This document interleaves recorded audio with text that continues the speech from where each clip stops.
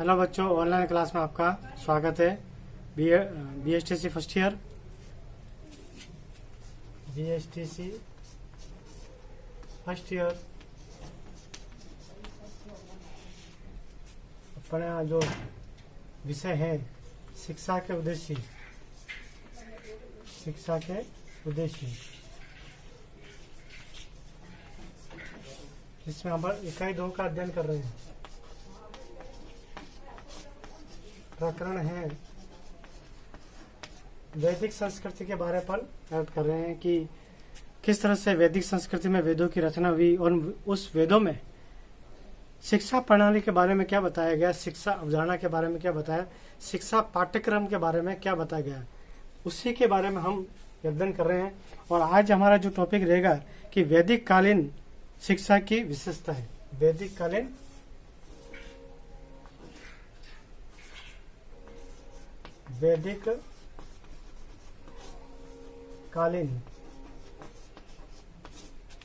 शिक्षा की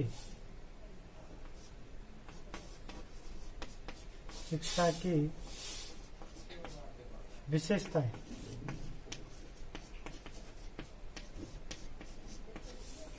वैदिक कालीन शिक्षा की विशेषता है, यानी वैदिक काल में शिक्षा की क्या क्या विशेषताएं थी। मतलब वैदिक काल में कौन सी किस तरह की शिक्षाएं चलती थी, उसमें तरीका क्या था, किस तरह से बच्चों को पढ़ाया जाता था और मतलब कि क्या क्या व्यवस्था थी, उसके बारे में हम अध्ययन करेंगे। ठीक है, तो हमारे प्राचीन शिक्षा मनीषियों ने एक विशेष प्रकार की शिक्षा पद्धति का निर्माण किया था, जो अनेक वर्ष तक व्यतीत होने के बाद भी आज भी वैदिक संस्कृति की जो शिक्षा पद्धति उसको अपनाते हैं, उसको हम प्रयोग में या उपयोग में लेते हैं। जो इस वैदिक कालीन शिक्षा की जो विशेषता थी, उस विशेषता को हम पॉइंट वाइज पढ़ेंगे। सबसे पहले था कि शिक्षा का व्यवहारिक स्वरूप, शिक्षा का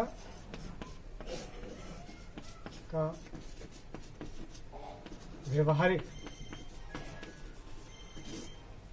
रूप बोलो या स्वरूप बोलो, एक ही बात है। शिक्षा का व्यवहारिक रूप यानी यहाँ वैदिक संस्कृति में यानी वैदिक काल में जो भी शिक्षा दी जाती थी शिक्षार्थियों को, वो जो भी शिक्षा दी जाती थी वो एक पुस्तकीय ज्ञान न होकर व्यवहारिक में था। यानी जो समाज में हमें कोई भी कार्य करना होता उसको लेते हुए शिक्षा दी जाती थी, जीवन के उपयोगी शिक्षा दी जाती थी, समाज के उपयोगी शिक्षा दी जाती थी। वैदिक शिक्षा की एक प्रमुख विशेषता ये थी कि वह केवल पुस्तकीय ज्ञान न होकर सीमित न होकर व्यवहारिक भी थी, जो छात्रों को पूर्ण जीवन के लिए तैयार करती थी। यानी शिक्षा ऐसी थी जो शिक्षार्थी को उसके जीवन के लिए तैयार करती थी, न कि उसको एक केवल पुस्तकीय कीड़ा बनाकर या पुस्तकीय ज्ञान देकर उसको पंगु बनाने वाली शिक्षा थी। यानी गुरुकुलों में दी जाने वाली शिक्षा भावी जीवन के लिए भी उपयोगी थी। यानी शिक्षा ऐसी थी कि वो अपने जिंदगी में या अपनी लाइफ में, अपनी भविष्य में अपने उस शिक्षा को प्रयोग में या उपयोग में ले सकते नहीं। और दूसरा है शैक्षिक स्वायत्तता। शैक्षिक स्वायत्तता, अब स्वायत्तता क्या होती है?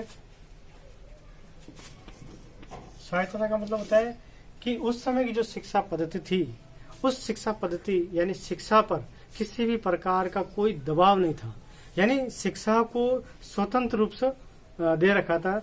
यानी वैदिक कालीन शिक्षा व्यवस्था बाहरी नियंत्रण से पूर्ण रूप से स्वतंत्र थी। जिस तरह से आज हमारी शिक्षा प्रणाली है, जैसे विद्यालय, महाविद्यालय कहीं न कहीं केंद्र सरकार से, राज्य सरकार से उनके अंडर में काम करती है, उनके कहने पे, उनके आदेशों के पालना में कार्य करती है। ऐसा उस समय नहीं था। किसी प्रकार का राजा महाराजा का या किसी धनी व्यक्ति का उस शिक्षा पर कोई दबाव नहीं था। यानी शिक्षा पूर्ण रूप से मुक्त थी। राजा या राज्य सत्ता का शिक्षा संस्था पर कोई भी मतलब है कि कोई दबाव नहीं था, कोई कार्य नहीं था। निजी संस्थाओं का भी उसके ऊपर कोई दबाव नहीं था।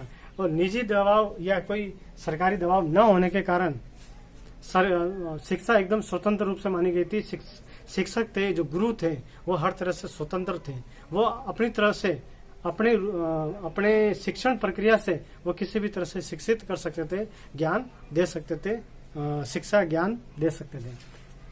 और तीसरा है तीसरा था सार्वजनिक तथा निःशुल्क शिक्षा। निःशुल्क शिक्षा थी,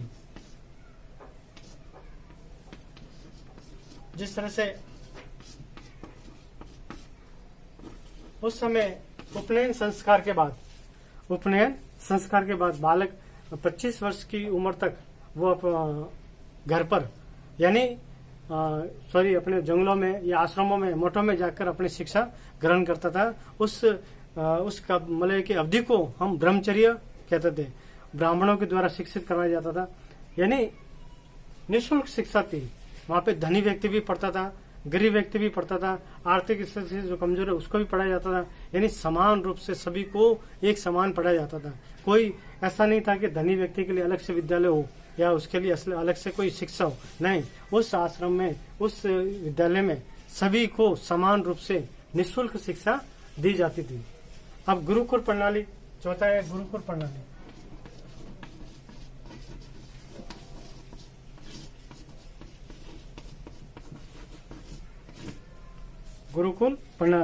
गुरुकुल प्रणाली वैदिक कालीन शिक्षा की एक प्रमुख विशेषता थी। छात्र गुरु घर में गुरु के साथ 24 वर्ष की अवस्था तक रहता था, यानी 25 साल तक, लगभग 25 साल तक वो अपने गुरु के पास रहता था। वहीं वो अपनी शिक्षा ग्रहण करता था और वहीं अपनी पूर्ण रूप से जितनी भी विद्या थी, भले चाहे धनुर्विद्या हो और किसी भी तरह से विद्या हो, वो सभी तरह की शिक्षाएं प्राप्त करता था। गुरुकुल नगर के कोलाहल से दूर किसी निर्जन स्थान पर नदी के किनारे पर होती थी। पहाड़ी यानी पहाड़ के पास में नदी होती थी, उसके पास में, और जंगल होया करता था। वहीं वो वास्तविक जीवन की शिक्षा अर्जित करता था और गुरु के आदर्श जीवन का प्रभाव निश्चित रूप से छात्रों पर प्रभाव पड़ता था। अब ये भिक्षावृत्ति, पांचवा था भिक्षावृत्ति। जैसा कि मैंने बताया कि वहां पे निर्धन व्यक्ति, निर्धन बालक और धनी बालक, सभी तरह के बालक उस से मतलब कि उस शिक्षा संस्था में अध्ययन करने जाते थे। तो वहां पर गुरु के आदेश पर वो सभी गांवों में अपने समाज में भिक्षावृत्ति करने जाते थे, यहाँ भिक्षा मांगने जाते थे। यह ऐसा नहीं है कि धनी व्यक्ति को नहीं जाना पड़ता, सभी व्यक्ति को समान रूप से भिक्षावृत्ति करने जाना पड़ता था, यानी भिक्षा मांगकर लाना पड़ता था। वैदिक शिक्षा प्रणाली प्रत्येक छात्र को अपने लिए तथा गुरु के लिए भिक्षा मांगकर लानी होती थी।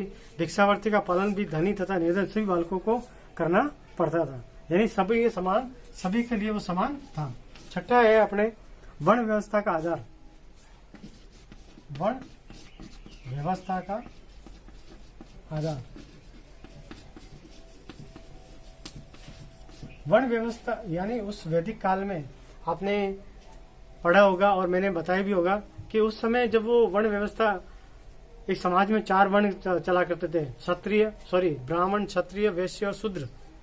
वो चारों वर्ण क्रम के आधार पर थे और वो क्रम यहाँ पे इस आश्रमों में या शिक्षा संस्थाओं में निर्धारित होता था। बालक वहाँ 25 साल की उम्र में जैसा वो क्रम वहाँ का करता था, उसी के अकॉर्डिंग उसको वर्ण वहाँ पे मिलता था। यानी वहाँ पे अगर वो किसी को विद्या ग्रहण करवा रहा है तो उसको ब्राह्मण समझा जाता था। अगर वो धनुर्विद्या या समाज की सेवा के रूप में स्वभाव का है तो उसको क्षत्रिय माना जाता था। वो सबकी सेवा करता है, सबको मतलब उत्पादन करने के देता है, तो वो वैश्य माना जाता था और सबकी सेवा करना शूद्रों का काम था। तो इस तरह से क्रम के आधार पर ये 4 वर्ण बांटे गए थे। लेकिन उत्तर वैदिक काल में इस व्यवस्था को चेंज कर दिया गया और फिर वो जन्म के आधार पर होने लगी। ब्राह्मण के परिवार में अगर कोई बच्चा जन्म लेता था तो उसको ब्राह्मण समझा जाता था। इसी तरह से जिस वर्ण में जो जन्म लेता था उसको उसी वर्ण का समझा जाने लगा। अब इसके बाद में दैनिक दिनचर्या।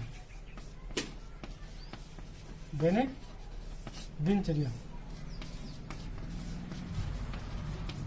दिनचर्या यानी बालक सुबह प्रातःकाल जल्दी उठता था, अपना नित्य क्रम करके, स्नान करके गुरु के लिए भोजन की व्यवस्था करता था, समाधि की व्यवस्था करता था, समिधा की व्यवस्था करता था और गुरु की जो गाय होती उसको चराने जाता था, खेती बाड़ी का काम करता था।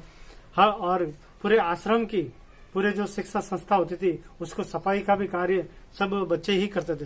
यानी पूरा कार्य जितना भी एक सुबह उठने से लेकर शाम के सोने तक जो कार्य होता था वह सभी बालक ही करते थे, शिक्षार्थी ही करते थे। दैनिक चर्या मतलब विद्या ग्रहण करना, भिक्षा का मांगना, गायों को दोहना और गायों को चराना, खेती बाड़ी करना, ये सभी उनके एक दिनचर्या में आता था। उसके बाद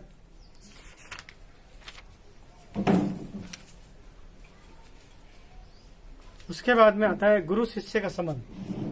उस समय गुरु और शिष्य का संबंध जो होता था पिता पुत्र के जैसा होता था। गुरु शिष्य का संबंध,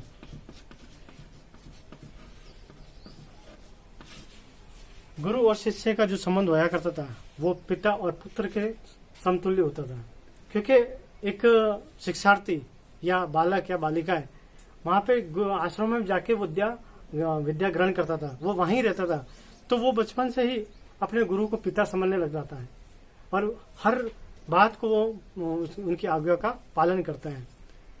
प्रातःकाल सर्वप्रथम जो कर्तव्यों का निर्वहन करता था वो कौन कौन से थे कि प्रातःकाल सर्वप्रथम उठकर गुरु का अभिवादन करना, ठीक है। फिर इसके बाद में स्नान के लिए, गुरु के लिए स्नान के लिए जल लाना, फिर यज्ञ के लिए समिधा का एकत्र करना, गुरु के घर के अग्नि को प्रज्वलित करना, गुरु की प्रत्येक आज्ञा का पालन करना, गुरु के आदर्शों को अपने जीवन में उतारना या उसके आजीवन उनके आदर्शों का पालन करना, ये एक शिष्य का क्रम था।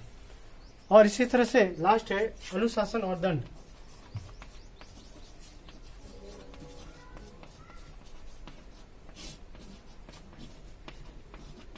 अनुशासन व दंड मतलब अगर उस समय इतने को कठोर अनुशासन तो नहीं थे, लेकिन हाँ कि जिस तरह से वो पूरे दिन कार्य करते थे और जिस तरह से वो गुरु उनको आदेश देते थे और उनकी आज्ञा का पालन करते थे, तो वही उनके लिए एक अनुशासनता था और वही उनके लिए दंड था।